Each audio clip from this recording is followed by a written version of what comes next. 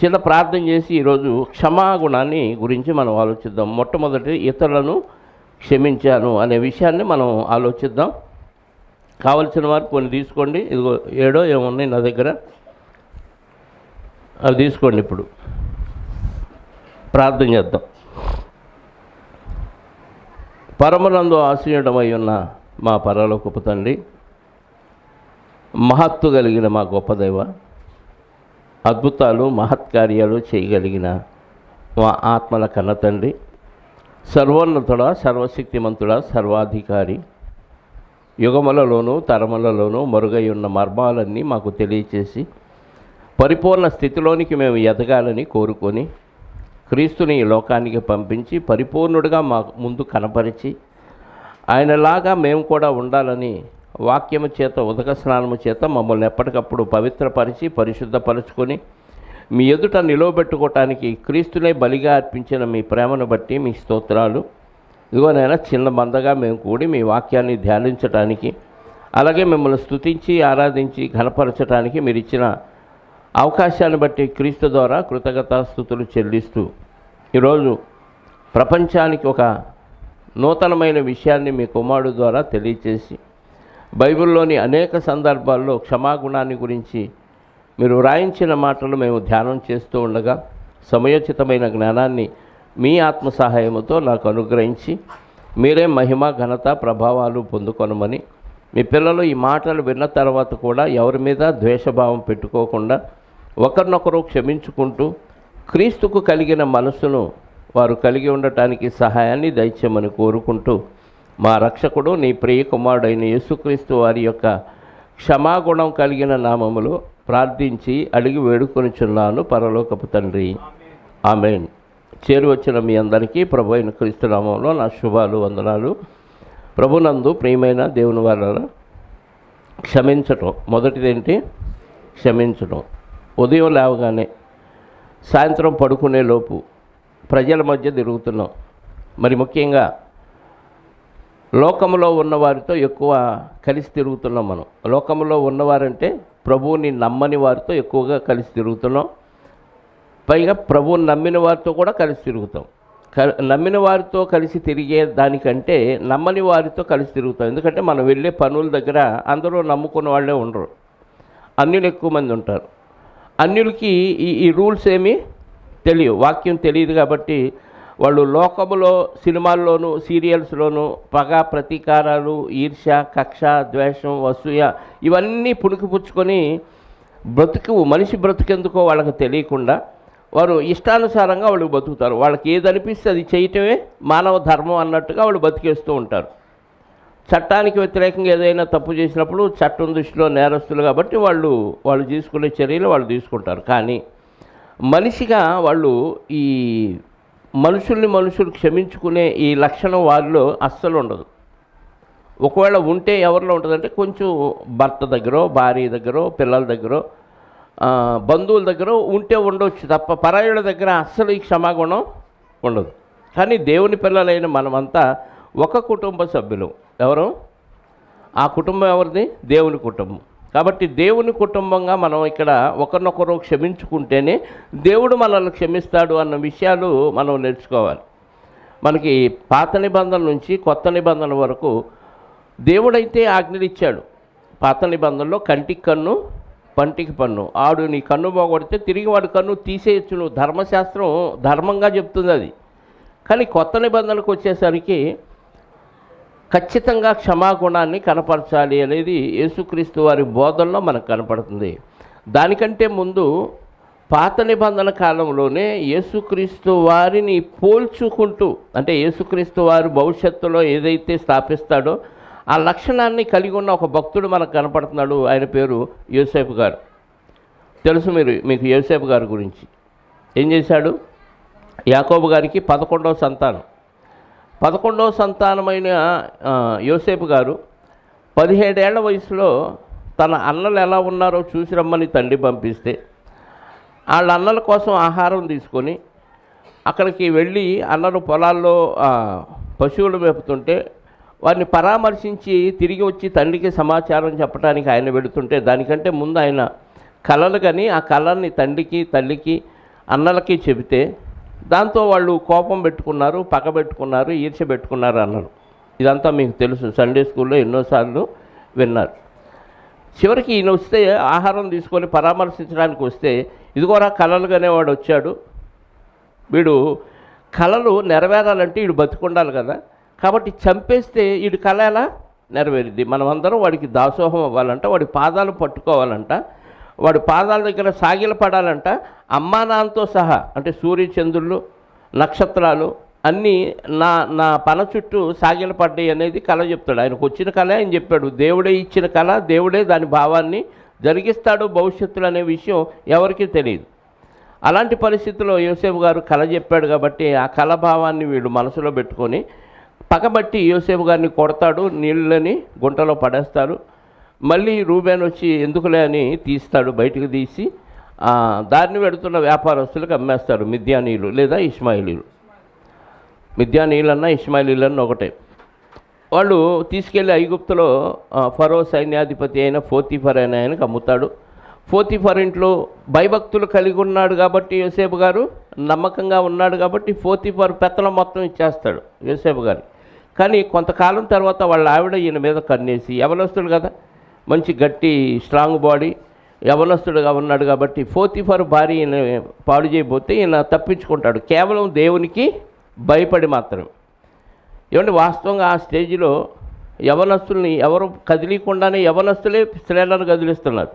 అలాంటి ఒక స్త్రీ కదిలిస్తే యవనస్తుడు పారిపోయాడంటే కేవలం దేవుని భయమే. తండ్రి లేడు, అన్నలు లేరు, గద్దించేవాడు లేడు, నాన్న వాళ్ళు ఎవ్వరూ లేని పరాయి దేశంలో చెప్పేవాడు లేక చెడిపోయాడు అన్న రోజుల్లో ఎవరు చెప్పేవాళ్ళు లేకపోయినా అన్యుల మధ్య పెరుగుతున్న దేవుడంటే భక్తిని విడవకుండా అక్కడ ఆమె యొక్క బాధ నుంచి ఆయన పారిపోయాడు. ఒకరోజు కాదు, ఆమె రోజు అలాగే సాధిస్తుందంట ఆయన.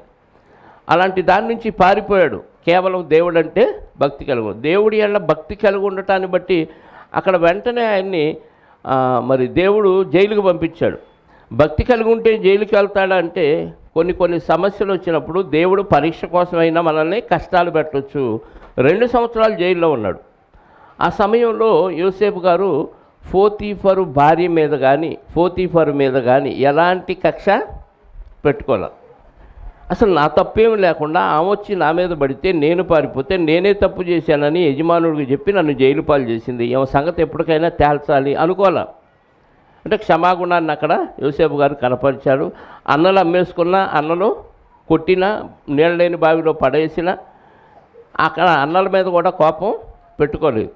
ఆ తర్వాత పోతీఫర్ మీద కూడా పెట్టుకోలేదు. ఏం జరిగిందో విచారించకుండా భార్య చెప్పిన మాట నమ్మేసి ఇంతకాలం ఇంత నమ్మకంగా ఉంటున్నా నన్ను ఏమాత్రం విచారించకుండా ఎరా అలా జరిగిందా లేదా అనే విచారణ కూడా లేకుండా భార్య చెప్పగానే గుడ్డిగా నమ్మేసి జైలు పాలు చేశాడు అని పోతీఫర్ మీద కూడా ఆయన కోపం పెట్టుకోలేదు, పగ పెట్టుకోలేదు, ఏమాత్రం ద్వేషం పెట్టుకోలేదు. అక్కడ జైల్లో నమ్మకంగా ఉండటాన్ని బట్టి జైలు అధికారి తాళాలు ఇచ్చాడు, జైలు తాళాలు, జైలు మొత్తం మీద పెత్తనం ఇచ్చాడు. అది అయిపోయింది. జైల్లో 2 ఖైదీలు వచ్చారు రాజుగారి దగ్గర. రాజుగారికి డ్రింక్ ఇచ్చే ఆయన ఒక ఆయన, రాజుగారికి భోజనాలు పెట్టే ఒక ఆయన, అధికారులు వీళ్ళిద్దరు. వాళ్ళిద్దరిని జైల్లో వేస్తే ఒకానొక రోజు వాళ్ళకి కళ రావటం, ఆ కళభావాన్ని చెప్పలేకపోతే ఎవరు యోసేపు గారు చెప్పటం, చెప్పినట్టుగానే ఒక ఆయనకు ఉద్యోగం వచ్చింది, ఇంకొక ఆయన తలగొట్టించి కోటగోడకు వేలాడగట్టడం జరిగింది. 2 సంవత్సరాలు మర్చిపోతాడు ఏది కళభావాన్ని చెప్పి ఉద్యోగం తెచ్చుకున్న ఒక వ్యక్తి. ఆ 2 సంవత్సరాల తర్వాత రాజుగారి కళ వస్తే రాజుగారి కళని చెప్పగలిగిన వాళ్ళు ఆ దేశం మొత్తంలో ఐగుప్తులు ఎవరు లేనప్పుడు అప్పుడు ఇతను గుర్తు చేసుకొని నేను జైల్లో ఉన్నప్పుడు నాకు కళ చెప్పాను, నా కళభావాన్ని ఆయన చెప్పి నాకు అన్నట్టుగానే ఉద్యోగం వచ్చేసింది అని రాజుగారికి చెప్పగానే రాజుగారు యోసేపు గారిని పిలిపించటం, యోసేపు గారు వచ్చి కళ చెప్పటం, కళభావాన్ని చెప్పటం, దాంతో పెత్తనమంతా యోసేపు గారికి ఇచ్చేస్తాడు ఐగుప్తురాజు. ఇవ్వండి అన్యులు, ఐగుప్తీలు అంటే అన్యులు. ఒకప్పుడు ఐగుప్తు నుంచే కదా వీళ్ళంతా వచ్చింది బానిసలుగా కదా, అన్యుల మధ్య ఈయన ఎట్టయ్యాడు, గొప్ప రాజు అయ్యాడు. ఇలా అంటే అధికారంలో ఐగుప్తు రాజుగా ఉన్నాడు కానీ పెత్తనం అంతా ఎవరిది? యోసేపు గారి. ఆ స్థితిలో ఉన్నప్పుడు కరువు వచ్చింది. 5-7 సంవత్సరాల కరువు వచ్చింది. 7 సంవత్సరాల ముందుగా పంట పండిద్ది. 7 సంవత్సరాల పంట కూర్చుకొని కరువు దినాల్లో మనం హ్యాపీగా బతకొచ్చు అని ప్లాన్ చెప్పింది యోసేపు గారు. అయితే ఆ పెత్తనం ఏదో నువ్వే తీసుకో, ఆ పంటను ఎలా సమకూర్చాలో, ఎలా దాన్ని పంచాలో ఇవన్నీ నువ్వే తీసుకొని ఐగుప్తురాజు యోసేపు గారికి చెప్తే యోసేపు గారు హ్యాండ్ ఓవర్ చేసుకొని పంటని పంచుతూ ఉంటాడు. ఆ పంట ఇచ్చినందుకు, ధాన్యం ఇచ్చినందుకు వాళ్ళ దగ్గర నుంచి వాళ్ళ పశువుల్ని, వాళ్ళ పొలాల్ని అలా వసూలు చేస్తూ ఉంటాడు. రాజుగారికి ఆస్తులు సమకూరుస్తూ ఉంటాడు. ఇలాంటి పరిస్థితుల్లో ఎక్కడో ఉన్న వీళ్ళు కూడా, అన్నలు కూడా ఎవరైతే అమ్మారో యోసేపు గారిని, వాళ్ళు కూడా ఆహారం కొరకు ఎక్కడికి వస్తారు. యోసేపు గారు వాళ్ళని గుర్తుపడతాడు, కానీ వాళ్ళు యోసేపు గారిని గుర్తుపట్టరు. ఎందుకంటే వాడు చచ్చిపోయాడు, ఎప్పుడో అమ్మేసుకున్నాం కదా అనుకుంటాడు. పైగా 17 ఏళ్ల వయసుకను 30 ఏళ్ల వయసుకి చాలా తేడా ఉంది. ఆ వయసులో మార్పు వచ్చింది కాబట్టి ఆకారంలో మార్పు వచ్చింది. పైగా పుష్టిగా ఉన్నాడు ఇప్పుడు, అప్పుడేమో బక్కపలసగా ఉండేవాడేమో. తేడా వచ్చేసరికి అన్నలు గుర్తుపట్టలేదు, కానీ అన్నల్ని యోసేపు గారు గుర్తుపట్టారు. ఇలాంటి పరిస్థితుల్లో యోసేపు గారు వాళ్ళ మీద ఎంత పగ తీర్చుకోవచ్చు చెప్పండి? ఎంత తీర్చుకోవచ్చు? అధికారం ఉంది. వీళ్ళు ఆ దేశానికి సంబంధించిన వాళ్ళు కాదు, ఆహారం కొరకు తన దగ్గరకు వచ్చారు. వాళ్ళని ఏం చేసినా అడిగేవాడు ఎవడు ఉండడు. అలాంటి పరిస్థితుల్లో అంత ద్రోహం చేసిన అన్నల్ని క్షమించాడు. క్షమించటం మాత్రమే కాక మీరందరూ ఇక్కడికి వచ్చేసేయండి, మీరందరూ ఇక్కడికి వచ్చేసేయండి, ఇంకా 5 సంవత్సరాలు, అప్పటికే 2 ఏళ్ళు అయింది కరువు వచ్చి, ఇంకా 5 సంవత్సరాలు కరువు దినాలు ఉన్నాయి, కరువు సంవత్సరాలు ఉన్నాయి. కాబట్టి 5 సంవత్సరాలు కరువులో మీరు చనిపోకుండా మీరు బ్రతకాలంటే మీరందరూ వచ్చేసేయండి, నాన్నను కూడా తీసుకొని రండి అని ఆహ్వానం పలుకుతాడు. ఆ మాట చదవండి. 45వ అధ్యాయం ఆదికాండం 45వ అధ్యాయం గబగబా చదవాలి. అప్పుడు యోసేపు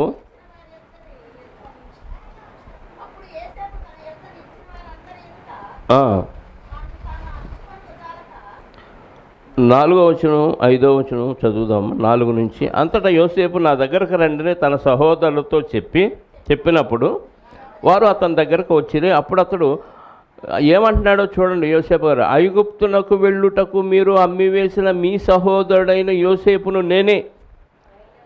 ఏమండి డైలాగు యోసేపు గారు చెప్పినప్పుడు అన్నల గుండెల్లో ఏం పరిగెత్తుంటాయి? రైలు పరిగెత్తం. నేనే యోసేపుని అని ఏం గుర్తు చేశాడు? ఐగుప్తు దేశానికి అమ్ముకోవటానికి మీరు అప్పుడు అమ్మేశారు చూసారా నా చిన్నప్పుడు. ఆ యోసేపు నేనే అనగానే అబ్బా దొరికిపోయామరా, చంపేస్తాడు, వేసేస్తాడు, పదవిలో ఉన్నాడు, అధికారంలో ఉన్నాడు, మనం ఇప్పుడు అనాథలుగా వచ్చాం అని భయపడతారు సహజంగా. ఎందుకు ఆ మాట చెప్పాడంటే అని ఆ మాట కింద ఏమంటున్నాడంటే, అయినను నేను ఇక్కడికి వచ్చినట్టు మీరు నన్ను అమ్మివేసినందుకు బాబ్బా. మనమేమంటాం? నువ్వు కావాలనే చేసావు, నువ్వు కావాలనే తిట్టావు, నువ్వు కావాలనే కొట్టావు.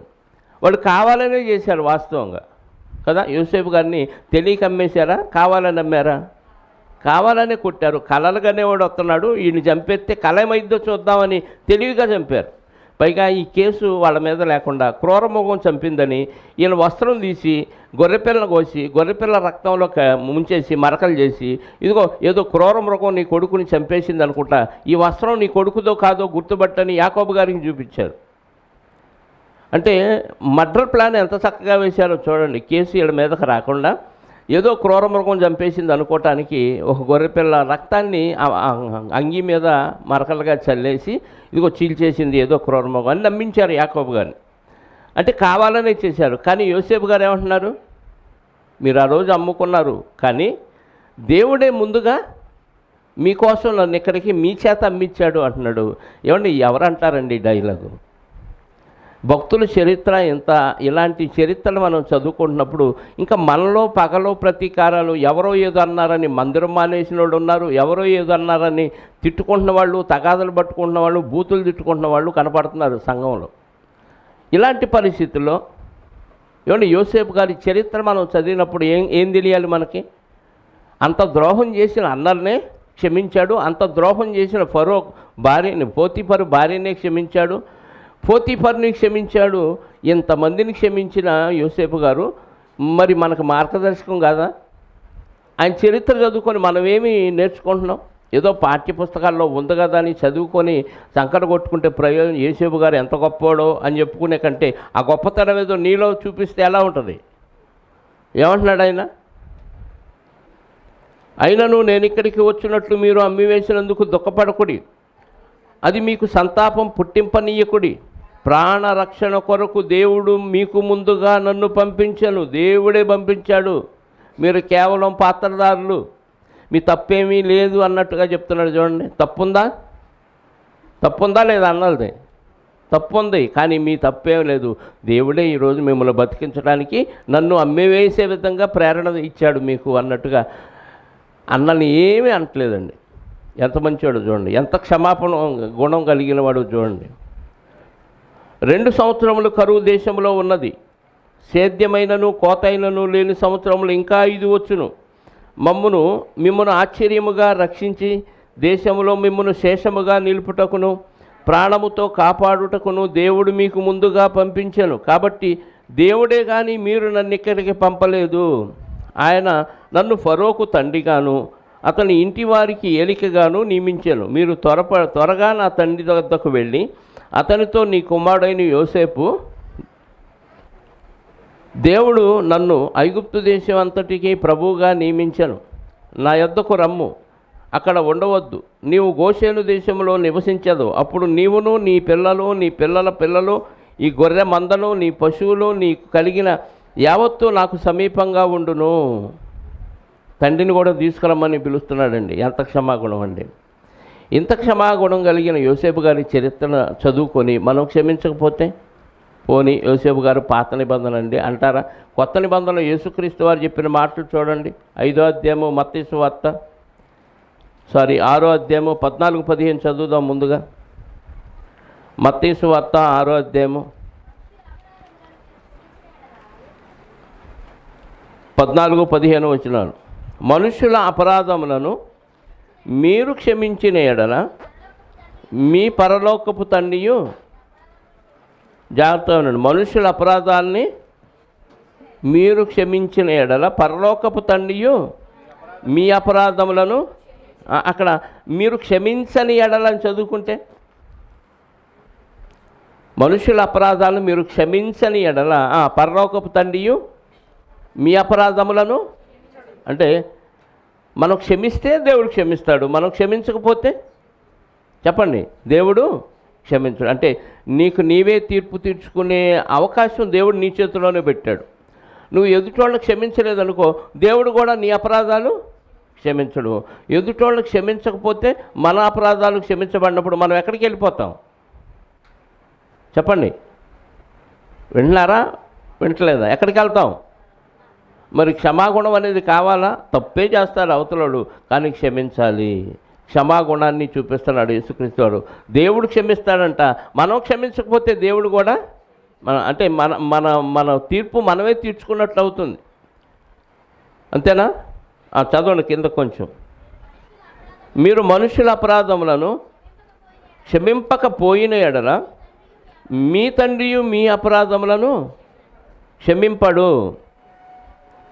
మీరు మనుషుల అపరాధములను క్షమింపకపోయిన ఎడల మీ తండ్రియు మీ అపరాధాలు కూడా క్షమించడు. కాబట్టి మనం క్షమిస్తే దేవుడు క్షమిస్తాడు. దేవుడు క్షమిస్తేనే కదా మనం పాపక్షమాపణ పొంది పరిశుద్ధులుగా తీర్చబడి సంఘంలో చేరాం. మరి దేవుడు ఇప్పుడు మనం దేవుడిలోకి వచ్చి దేవుడు క్షమిస్తేనే మనం ఈ స్థితిలోకి వెళ్ళినప్పుడు మనం ఎవరిని క్షమించలేదనుకో, అప్పుడు మన పరిస్థితి ఏంది? అంతకుముందు క్షమించిన ఆ క్షమాగుణాన్ని దేవుడు వెనక తీసేసుకుంటాడు. ఎందుకంటే నిన్ను క్షమించాను, నువ్వు కూడా ఇతరులని క్షమించాలి. నీకు నేను మేలు చేసినప్పుడు నువ్వు నలుగురికి మేలు చేయాలి కదా. అది చేయనప్పుడు ఇంకా దేవుడు నీకు చేసి మేలు చేసి ఉపయోగం ఏముంది? దేవుని లక్షణాలని మనం కనపరచాలి. మనం ప్రవర్తన ద్వారా ఎదుటి వారికి మన లక్షణాలను తెలియజేయాలి. మన లక్షణాలు ఎవరిచ్చారు? దేవుడిచ్చాడు. కాబట్టి దేవుడు క్షమించిన ప్రకారంగా మీరు కూడా క్షమించండి. మీరు క్షమించకపోతే దేవుడు కూడా మిమ్మల్ని క్షమించడు. తర్వాత ఎఫెసీ పత్రిక 4వ అధ్యాయము, ఎఫెసీ పత్రిక 4వ అధ్యాయము. ఎందుకో ఊరికనే పక్కబెట్టుకుంటారు, ఏమో కారణం ఏమి ఉండదు. మళ్ళీ ఆస్తులు ఏదో దోచుకుపోతున్నట్టుగా మొహాలు ముడుచుకొని మొహాలు మార్చుకొని వాళ్ళు కనపడగానే పక్కకు కాండించి వేయటం, ఏమంటే పనికి మళ్ళీ కోడి మీద కుక్క మీద వంకర పెట్టుకొని ఏదేదో డైలాగులు అంటాం. ఇవన్నీ ఎందుకు? నరకానికి పోవటానికి ద్వారాలు తెరుచుకున్నట్టే. ఇది రోజు మనం ఈరోజు ఎవరినైనా క్షమించానా లేదా? నా మీద ఎవరెవరు ఏ కుట్ర చేశారు, ఎవరెవరు ఎన్ని మాటలు అన్నారు, ఏమన్నా దేవుడికి ట్రాన్స్ఫర్ చేయండి.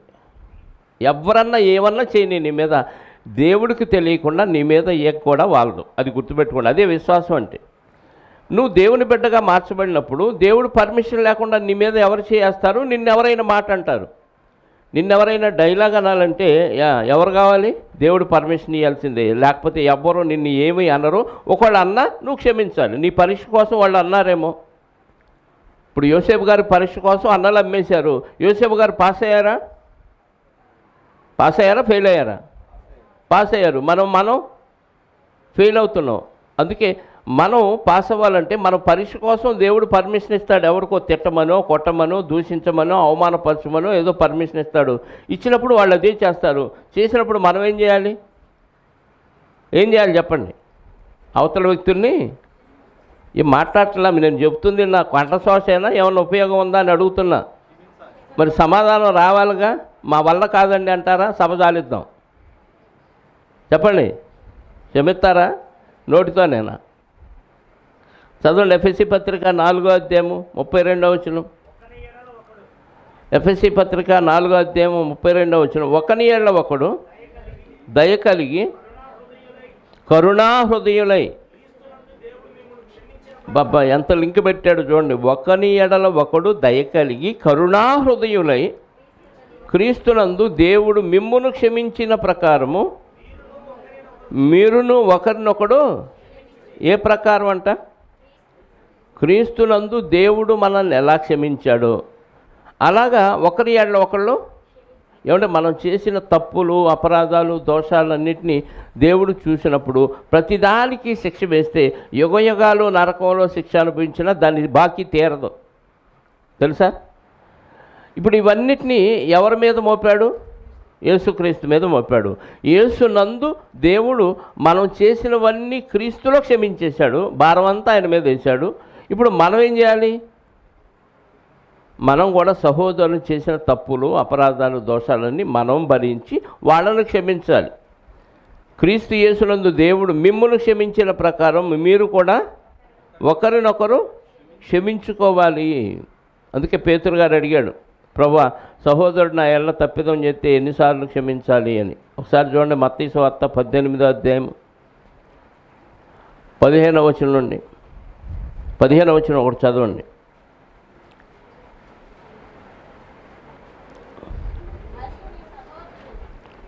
మరియు నీ సహోదరుడు నీ ఎడల తప్పిదము చేసిన ఎడల నీవు పోయి నీవును అతడును ఒంటరిగా ఉన్నప్పుడు అతన్ని గద్దించు. వాక్యంతో గద్దించంటే తగాదాడమని కాదు, మళ్ళీ మనకు అలా అర్థమైంది. వాక్యముతో ఇలా ఉంది, క్షమించమన్నాడు, నువ్వెందుకు నా మీద తిరగబడుతున్నావు? ఏం తప్పు చేశాను? నేను చేసిన తప్పు ఏంటో చెప్పు. నాకు తెలియదా? నువ్వు చెప్పు, నేను సరి చేసుకుంటా అని వాక్యంతో చెప్పాలి. ప్రభువు క్షమించమన్నాడు కదా. క్రీస్తు యేసునందు దేవుడు ఎలా క్షమించాడో ఒకరినొకరు క్షమించుకోమన్నాడు. ఏంటి నీ ప్రాబ్లం ఏంటి అని అడగాలి. వినలేదా? ఏం చేయమన్నాడు? అతడు నీ మాట వినని ఎడల కాదు, వినని ఎడల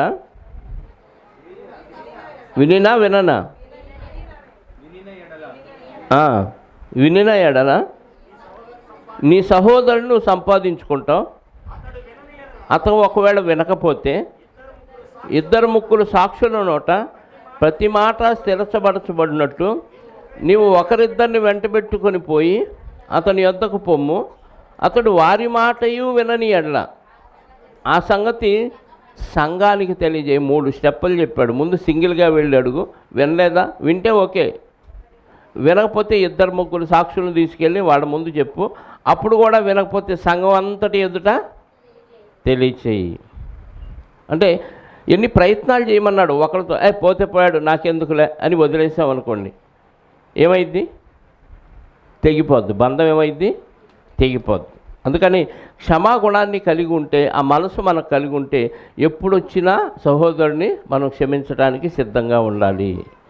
ఇక వాడు అసలు రాలేదు, ఎంతమంది చెప్పినా మాట వినట్లేదు, వదిలేయి. వస్తే మాత్రం ఏ రోజు వచ్చినా క్షమించడానికి మనం సిద్ధంగానే ఉన్నాడు. తప్పిపోయిన కుమారుడు గురించి మనం ఎన్నోసార్లు చదువుకున్నాం. ఆస్తి అంతా పంచుకున్నాడు, వెళ్ళిపోయాడు, వేశ్యలతో తిరిగాడు, దుర్వ్యాపారం చేశాడు, ఇష్టం వచ్చినట్టు డబ్బులన్నీ ఖర్చు పెట్టి మనసు మారిపోయి తిండికి గతి లేక పందులు తినే పొట్టు తింటూ నా తండ్రి దగ్గర చాలా పని వాళ్ళకే మంచి ఆహారం ఉంది, తిరిగి వెళదామని తండ్రి దగ్గరకు వచ్చినప్పుడు తండ్రి ఏం చేశాడు? ఎదురు చూస్తున్నాడు. అతను మెడ మీద పడి ముద్దు పెట్టుకొని బంగారు పొంగరం తగిలించి వాడికి పెద్ద ఫంక్షన్ చేస్తాడు. అంటే తండ్రి ఎదురు చూస్తూ ఉన్నాడు, ఎప్పుడు తిరిగి వస్తాడా, ఎప్పుడు బుద్ధి వచ్చిద్దా అని. క్షమించటానికి మనం ఎల్లప్పుడూ సిద్ధంగా ఉండాలి. వచ్చినప్పుడు క్షమించాలి. అసలు నేనే తప్పు చేయలేదు, తప్పంతా అవతలవాడిదని అవతల వ్యక్తి ఫీల్ అయ్యాడు అనుకో, అవతల వ్యక్తి వచ్చి క్షమాపణ అడిగితే క్షమించాలి. లూకాసు వార్త 17వ అధ్యాయం ఒకసారి చూడండి. 3వ వచనం, 4వ వచనం. లూకాసు వార్త 17వ అధ్యాయం. మీ విషయమై మీరే జాగ్రత్తగా ఉండండి. మీ సహోదరుడు తప్పిదము చేసిన ఎడల అతన్ని, ఇందాక మత్తయి సువార్తలో ఏం చదివాం అదే, గద్దించు. అతడు మారు మనసు పొందిన ఎడల అతన్ని క్షమించుము. అంటే వాక్యంతో గద్దిస్తే మారు మనసు పొంది తప్పైంది నిజంగానే అన్నాడు అనుకో, క్షమించేసి. లేకపోతే 2-3 తీసుకెళ్ళి చెప్పించు. అతడు ఒక దినమున 7 మార్లు నీ ఎడల తప్పిదము చేసిన ఎడల 7 మార్లు నీ వైపు తిరిగి మారు మనసు పొందితనని అనిన ఎడల, అంటే 7 సార్లు తప్పు చేశాడు, 7 సార్లు ఏమన్నాడు? సారీ సారీ సారీ అన్నాడు. అప్పుడు ఏం చేయమన్నాడు? చెప్పండి, ఏం చేయమన్నాడు? క్షమించమన్నాడు. ఒకసారి క్షమించా, 2 సార్లు ఎంతకాలం క్షమించాలరా అనకూడదు. సినిమా డైలాగులు అయ్యా కదా, నా ఓపిక నశించిపోయింది, ఇక నా వల్ల కాదు, నేను క్షమించను అనే మాట లేదు. తెలుగు భాషలో నాకు నచ్చని పదం క్షమించడం అన్నాడు ఒక హీరో. అంటే రచయిత రాసిన డైలాగులు అండి, ఆయన సొంతది కాదులే. కానీ దేవుడు ఏం చెప్తున్నాడు తెలుసా? అసలు అన్ని భాషల్లో నాకు ఇష్టమైన పదం క్షమించడం. లేకపోతే దేవుడు క్షమించకపోతే మన బతుకు ఏమైపోద్ది చెప్పండి? ఏమైనా ఉపయోగం ఉందా? దేవుడు క్షమించకపోతే మన పరిస్థితి దారుణం, అందరూ నరకానికి వెళ్ళిపోయేవాళ్ళమే. దేవుడు తన ఉచితమైన కృప ద్వారా యేసుక్రీస్తులో మనల్ని క్షమించాడు కాబట్టి మనం ఈరోజు ఇదిగో ఈ వాక్యాలు మాట్లాడుకుంటూ పరిశుద్ధులుగా తీర్చబడి దేవుడి వలన క్షమాపణ పొంది మనం ఒకరితో ఒకరు సమాధానంగా ఉండగలుగుతున్నాం. ఆ ప్రేమను, ఆ యొక్క క్షమాగుణాన్ని మనం కలిగి ఉండకపోతే సమాజానికి ఏం తెలిసిద్ది? అన్యులు ఎలాగా గొడవలు పడుతున్నారో, క్షమాపణ లేకుండా తల్లి తండ్రి, ఇందాకే రాజు చెప్పాడు, కోటీశ్వరరాలంట వాళ్ళ ఇళ్ళ దగ్గర తెల్లారగట్టే మరి చనిపోయింది. ఎప్పుడు చనిపోయిందో మురికాలం పక్కన శవమై తేలిందండి. ఎప్పుడో 8ంటికి చూశారంట ఉదయం జనం. పిల్లలు పట్టించుకోవట్లా, కన్నవారు పట్టించుకోక అనాథగా అక్కడక్కడ అలా బతుకుతూ మరి చంపారో చనిపోయిందో తెలియదు, కానీ మొత్తానికి అనాథ శవంలాగా మురికాలం పక్కన పడి ఉంది. అంటే క్షమించుకుంటే ఈ సమస్యలు రావుగా. తల్లి ద్రోహం చేయొచ్చు, తండ్రి ద్రోహం చేయొచ్చు, అన్నదమ్ములు ద్రోహం చేయొచ్చు. ఒకళ్ళొకళ్ళు క్షమించుకున్నారనుకోండి, పరిస్థితి ఎలా ఉంటుంది? అందరూ కలిసి ప్రేమ కుటుంబం లాగా ఉంటుంది. అది దేవుని కుటుంబం అంటే. క్షమాగుణం లేని కుటుంబం దేవుని కుటుంబం కానే కాదు. కాబట్టి ఒకరినొకరు మనం క్షమించుకోవాలి. అందుకే యేసుక్రీస్తు వారు ఒక ఎగ్జాంపుల్ కూడా చెప్పారు మత్తయి సువార్తలో ఒక మాట. 18వ అధ్యాయం 21 నుంచి 35 వరకు తర్వాత చదువుకోండి. 21 నుంచి 18వ అధ్యాయం 35 వరకు ఉంటుంది. ఒక ఉపమానం చెప్పాడు యేసుక్రీస్తు వారు. ఏంటా ఉపమానం? యజమానుడు తన దాసుల యొద్ద లెక్క చూసుకొని దూరదేశానికి వెళ్తాడు. ఒక్కొక్కళ్ళకేమో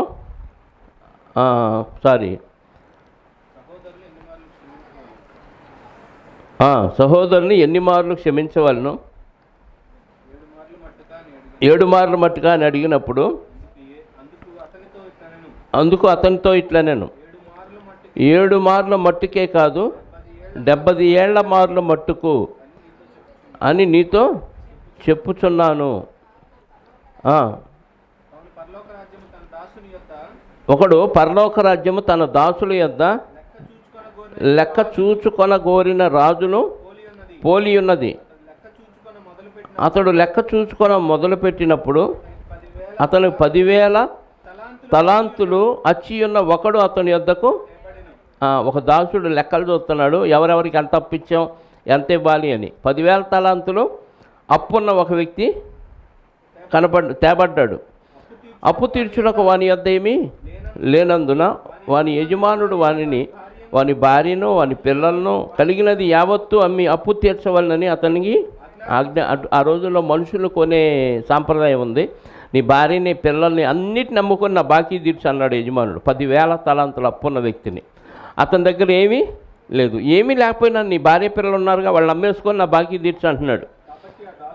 కాబట్టి ఆ దాసుడు అతని ఎదుట సాగిలపడి మ్రొక్కి, నా ఎడ్ల ఓర్చుకొనుము, నీకు అంతయు చెల్లింతునని చెప్పగా ఆ దాసుని యజమానుడు కనికరపడి వానిని విడిచిపెట్టి వాను అప్పు క్షమించను, నీకు అన్నీ చెల్లిస్తానయ్యా, నా భార్యని పిల్లల్ని నమ్ముకోవాల్సిన అవసరం లేదు అని సాగిలపడి మొక్కాడంట.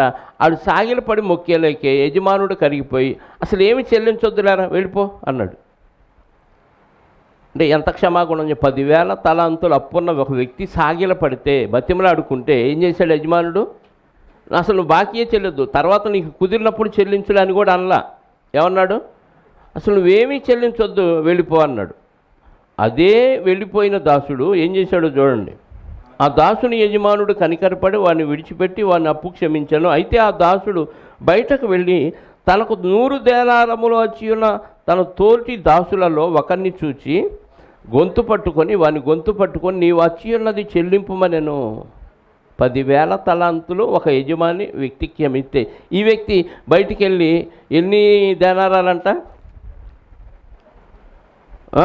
100 దేనారాలు. 10,000 దేనారాలేనా?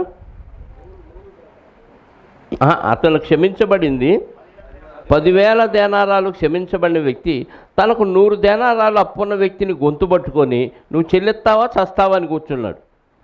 ఆడు కూడా సేమ్ ఈ డైలాగ్ అయితే వాడాడో తన దగ్గర అదే డైలాగ్ వాడాడు.